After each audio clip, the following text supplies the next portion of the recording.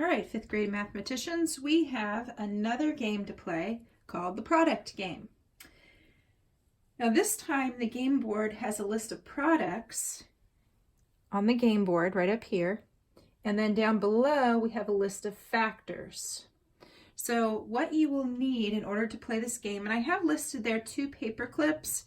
If you don't have paper clips, I have a penny and a nickel, and I'm just going to put it underneath here, and those are the pieces that I'm going to use to move. And then you're going to need 2 different colored, either crayons, colored pencils. I have colored pencils, and I'm going to be playing Greg again, my lab assistant, or whatever you want to call him. So for this product game, after you have everything ready and everything copied off, I want you to read the directions carefully, but I'm going to go over the directions with you right now.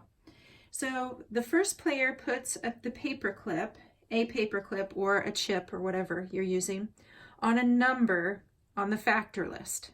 So I'm going to go first, and I'm going to put the penny under the 4. So I can't mark anything up on the product board because I don't have any other factor to multiply times 4. So I'll get to mark something on my next turn. So Greg, it's his turn. So he says he's player 2. Player 2 puts the other chip on a number on the factor list, and then player 2 shades in the product of those 2 factors on the game board. So if Greg goes ahead and puts his nickel on the 7, okay, then he gets to color in 28.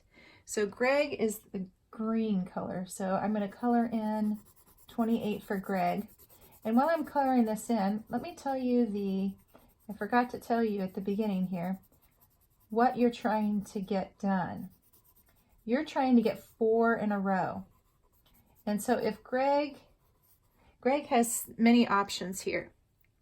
He can either try to go 4 this way, he can do 4 this way, 4 this way. So it's kind of like a Connect 4 game, but with this product game board, okay?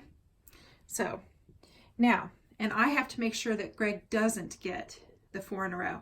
So I'm looking at this, and I can pick up either the penny or the nickel. I can pick up either one. But then I have to move it somewhere to one of the other factors where I either think I can block him, or I can start my own area, whatever I want to do. So I can pick up either and move from the 4 or move from the 7. And I think, I'm thinking here, I want to move the nickel. And I'm going to move that to, I'm going to try to stay right around where he is. And I'm going to move it to the 9. So now my factors are 4 and 9. Well, 4 times 9 is 36. So I'm going to take, I'm purple. So I'm going to take this and I'm going to color in the 36. Now you got to always keep your eye on what your opponent is doing and have some sort of strategy. Be ready to block them if you need to. So then it's going to be Greg's turn, and he can move either the 4 or the 9. So Greg's trying to be crafty here. So he's going to move the 4 and move that to the 2. So he has 18. So he has 2 in a row right now. And I'm not liking that. But I'm looking here, and I'm trying to see, okay, he's got the 9 right here, and the 2. So what could I move and maybe kind of block him? Well, I could, or I could just wait. I'm not really sure. Okay, so I've got, I know what I could do. I could move the penny to the 6, and I've got 6 times 9 is 54. So I'm just going to go with a gut instinct here, and I'm just going to go ahead and fill this in. And now I've got 2 in a row, but Greg has 2 in a row also. So Greg's looking at this thinking, I might be able to do something really good with this. So I'm going to move this to the 7, and I've got 42.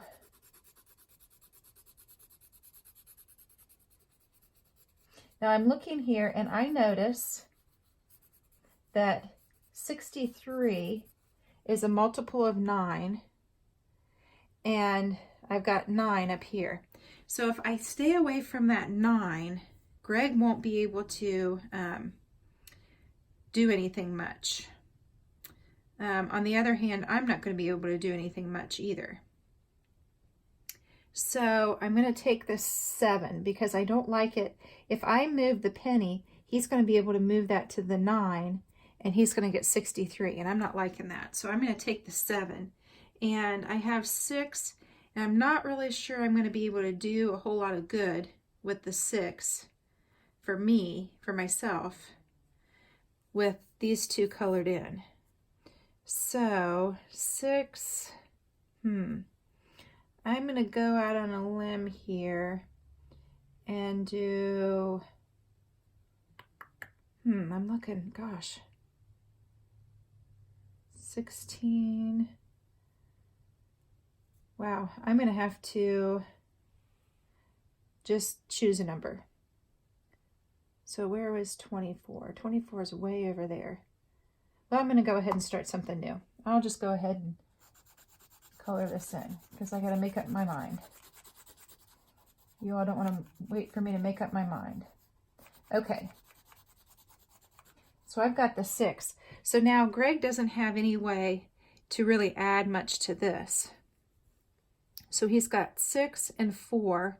One of them he's going to have to move. So, and he can't do a double. Like I can't move this to 4 times 4. I can't have both of my chips on the same thing. So let's see, 4. Okay, I know. Greg's going to move this to the 5 and have 20. I notice Greg went first. I'm wondering if going first kind of gives you an upper hand. All right, so I've got 4 and I've got 5. One of them I'm going to have to move, and I think I'm going to go ahead and move this to the 8 and have 5 times 8, which is 40.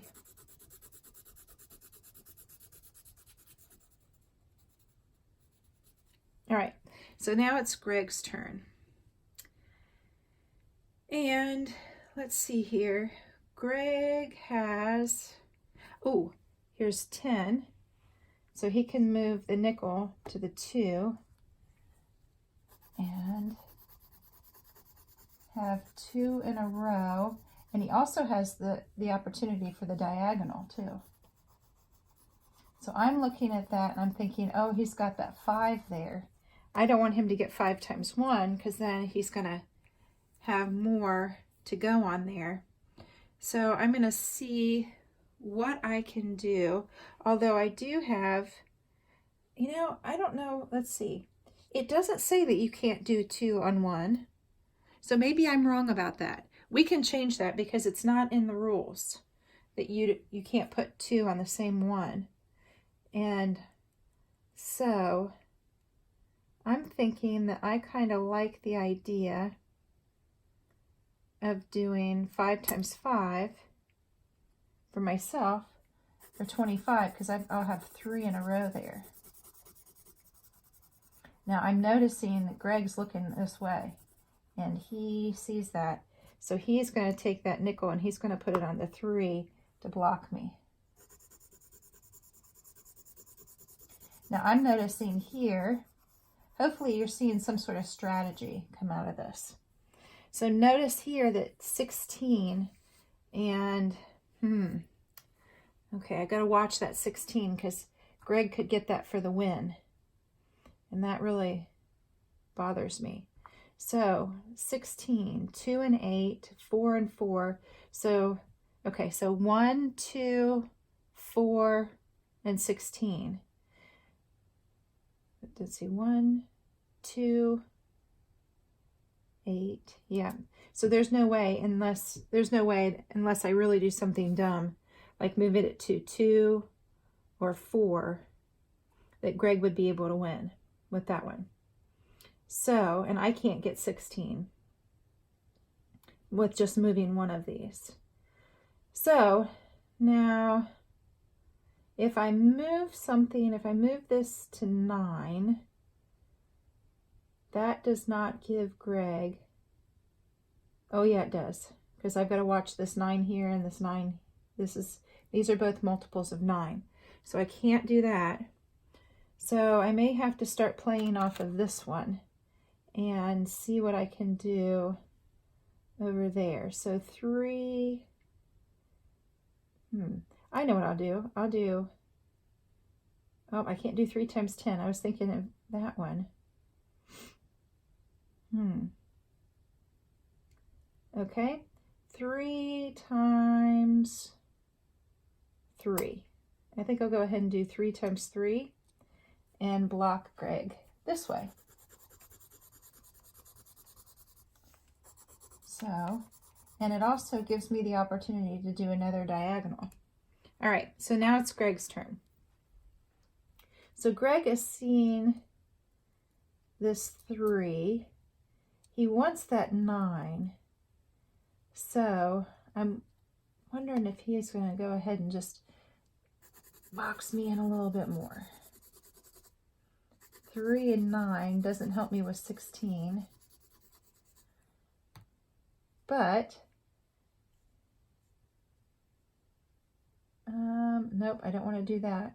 I don't want to give Greg, although 3 times 9, so I can do 9 times 7, and I can box Greg in.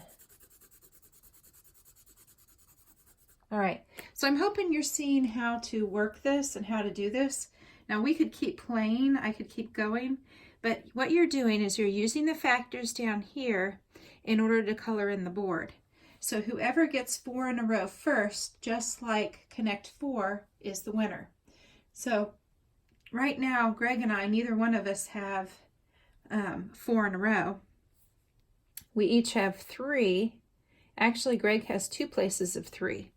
So I want you to, and you know, a good idea would be too, if you were to call somebody, call a friend, or do FaceTime with a friend, or a Zoom meeting with a friend, you could actually play this game with somebody in our class. So that would be a fun thing to do, and then you guys could even talk about the analysis together and do that together. I would be certainly okay with that. You're both still learning and having fun at the same time. All right, get a good snack and FaceTime somebody.